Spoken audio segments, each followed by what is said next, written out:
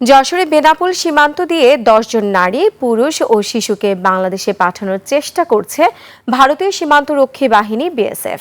সীমান্তের জিরো লাইনে তাদের আটকে রাখা হয়েছে। বিষয়টি সমাধানে মঙ্গলবার বিজিবি বিএসএফ এর পতাকা বৈঠক। প্রতিনিধি জামাল হোসেনের তথ্যচিত্রে সুমন সিদ্দিকের রিপোর্ট।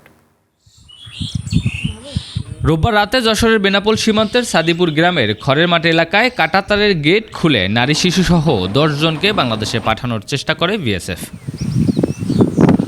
খবর পেয়ে দ্রুত ঘটনাস্থলে যায় বিজিবির টহল দল। পরে ওই ১০ জনকে বাংলাদেশে প্রবেশ করতে না দিয়ে সীমান্তের জিরো লাইনে রাখা হয়। ঘটনার পর বিষয়টি জানিয়ে বিএসএফকে চিঠি দেয় যশোর ৪৯ বিজিবি ব্যাটালিয়ন।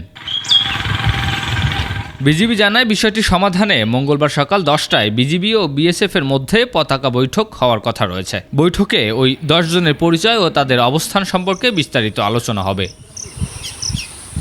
সুমন সিদ্দিকী বাবু, ২১ টেলিভিশন।